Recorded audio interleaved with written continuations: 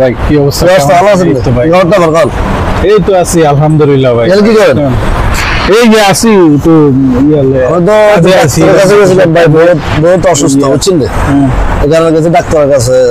আপনি কি অবস্থা, কি পরিচিত গান ভাই? আমার নাকের সমস্যা, তারপরে একটু কাশ, সর্দি, জ্বর। ওই কালকে কত দুদিন ধরে বৃষ্টি হয়েছে যে, আর বৃষ্টিতে ভিজছিলাম। তারপর দুদিন ধরে সরকারি আদালত সব বন্ধ ছিল, সব বন্ধ। তো এখন বৃষ্টি হলে ঠান্ডা লাগে। সবাই তো বদ্ধ দিচ্ছে, আপনি বদ্ধ পান না? বদ্ধ তো পাইছি আমি, 2 দিন পাইছি, মাত্র 2 দিন পাইছি। মানে বালাগরা মানে কি করুম, কাজ কামও নাই। 2 দিন পাইছেন, আর বাড়িতে কথাবার্তা কইছেন? 2 দিন বাড়িতে তো কথাবার্তা কইছি রে ভাই, আমি কি করব। কিন্তু তারপরও ফ্যামিলি মনে করেন টাকা ঢোকার লাগে চাপ দেয়। মোটামুটি আর কিছু ভালো লাগে না ভাই। সবাই ভালো সাথে এটা বুঝতেছে না যে আমরা ছুটি হয়েছে না কি হয়েছে, কিন্তু বুঝতেছে না। কিন্তু এটা সরকার আমরা ছুটি দিচ্ছে, এগুলো তো আমাদের ফ্যামিলিটা বুঝে না, বুঝলেন না? এটাই তো সমস্যা, বুঝতে মধ্যে ফ্যামিলি সেটাই। মানে তারপরও দেখতেছি কি করা যায়। মানে তো আপনার খবর কি? কি অবস্থা আছে ভাই? কোন রকম যে বাইক না কথা কইলে বউ রাগ, বাইক না কথা হলে মা রাগ, আজ আজ ফোন দিলে মানে সবার আগে রয়েছে।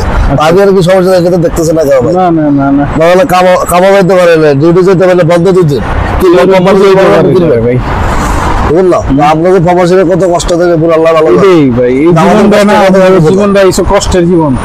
মানে যে বুঝে আর যে বুঝার মতন একমাত্র উপর আল্লাহ আছে, আর বুঝার মতন আর কেউ নেই।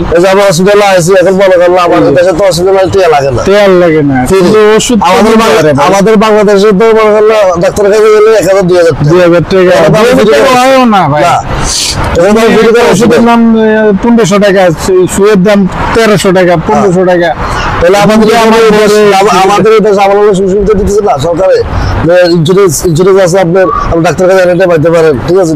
কোনো সমস্যা নাই, সমস্যা নেই। ডাক্তার কাছে আমার সমস্যা নিয়েছি, আচ্ছা ডাক্তার দেখা যাবে 1 টাকা লাগে না, কিন্তু মেডিসিন কিন্তু কিছু টাকা লাগবো, 20 টাকা লাগবে, আর ওটা সমস্যা নাই। কিন্তু বাংলাদেশে মেডিসিন দিতে লাগে 1000 টাকা।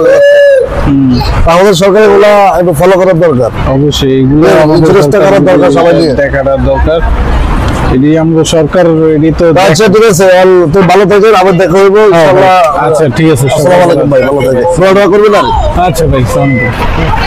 এভাবেই অনেক প্রবাসীরা তাদের সমস্যার কথা তাদের পরিবারকে জানায় না, তাই তাদের জন্য দোয়া করবেন, তাদের সুস্থতা কামনা করবেন। আসসালামু আলাইকুম।